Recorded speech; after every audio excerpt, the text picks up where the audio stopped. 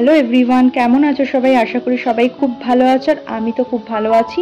আজ আমি একটু তাড়াতাড়ি উঠে পড়েছি, কারণ আজ তো অক্ষয় তৃতীয়া, বাড়িতে একটু পুজো হবে।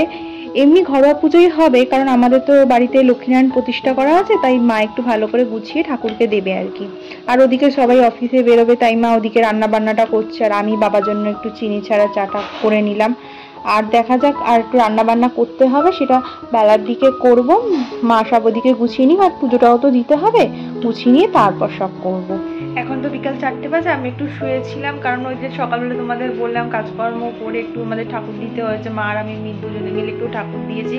আর তোমাদের একটা কথাই বলা হয়নি, আজকে অক্ষয় তৃতীয়াও রয়েছে, আবার চন্দনযাত্রাও রয়েছে। তো আমাদের একটা না নেমন্তন্ন আছে, তো আমরা সেখানে যাবো, তো তাই জন্য উঠে পড়েছি তাড়াতাড়ি একটু। আজকে আর ঘুম হয়নি, ওই আর একটু কি বলো তো, শুয়েই ছিলাম আর কি, গল্প করছিলাম মায়ের সাথে। তো আমরা এখন একটু রেডি হব, তারপর তোমাদের রেডি হয়ে আমি সেটা তোমাদের সাথে শেয়ার করে দেবো। আর আমরা সেখানে গিয়ে কি কি করবো না করবো সবটাই তোমাদের সাথে শেয়ার করব। চলো দেখতে থাকো। এখন আমি কি পরবো না পরবো দেখে নিচ্ছি, গোছানো হয়নি কিছুই, রেডি হয়ে তারপর তোমাদের দেখাচ্ছি। যে আমি এখন রেডি হয়ে গেছি, এবার বেরাবো, আসলেই বেরিয়ে যাবো।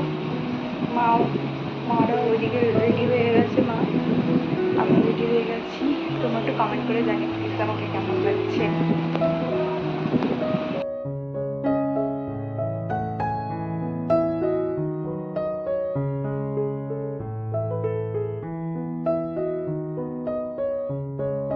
এখন আমরা গাড়ি থেকে নেমে পড়লাম, একটু ফল নেবো ঠাকুরের জন্য। আর ওদিকে ফুলমালা কিনে এনেছিল অফিস থেকে আসার পথে, ফলটা শুধুই নেওয়া হয়নি, তাই এই 5 রকমের ফল নিয়ে নিচ্ছি দোকান থেকে।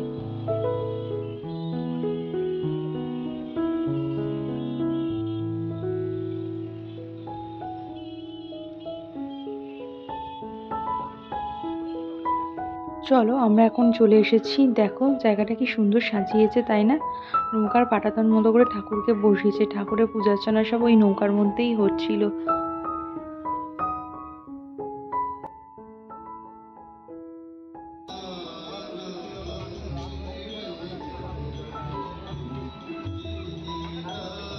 আর এদিকে তোমাদের দাদা ভাই পূর্বময়ী কালীবাড়ির প্রধান মহামণ্ডলেশ্বর পরমাত্মানন্দজি মহারাজকে মালা পরিয়ে দিচ্ছে।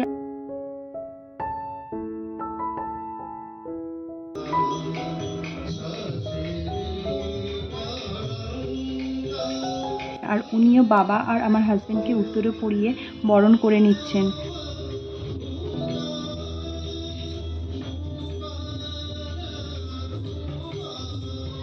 আমরা একে একে তারপর ওনাকে প্রণাম জানালাম।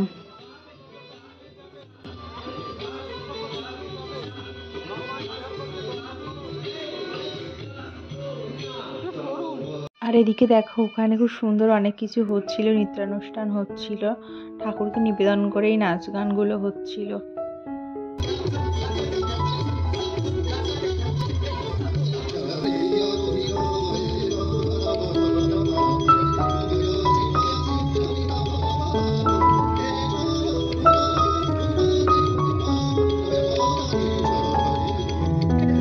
তারপর আমি আর মা মিলে একটু বাইরে বেরালাম, ঠাকুরের পুজো দেখছিলাম, নৌকার মধ্যে কিভাবে পুজো করছিল ঠাকুরকে, খুব সুন্দর লাগছিল দেখতে।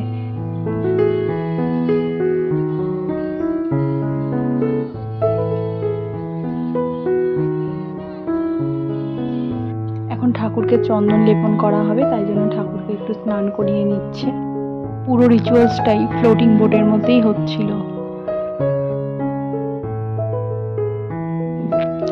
এইদিকে ওখান থেকে বসে খাওয়ার প্রসাদের ব্যবস্থা করা হয়েছিল, ওদিকে আমাদের ফিরতেও হবে, ঘড়িতে তখন বাজে 9টা, তাই আমরা খেতে বসে পড়লাম। ওখানে প্রসাদের স্বাদ ছিল তো অসাধারণ, খাবারের মধ্যে ছিল paneer pasanda, vegetable chop, salad, kachori, ছোলার ডাল, কাশ্মীরি আলুর দম, পোলাও, চানার ডালনা, স্টাফিং পটল, এঁচোড়, ধোকার ডালনা, কাঁচা আমের চাটনি, মিষ্টি, সন্দেশ, পায়েস আর আইসক্রিম। টোটাল 21 রকমের পদ হয়েছিল। অত আইটেম আমি তো নিজেই খেতে পারিনি।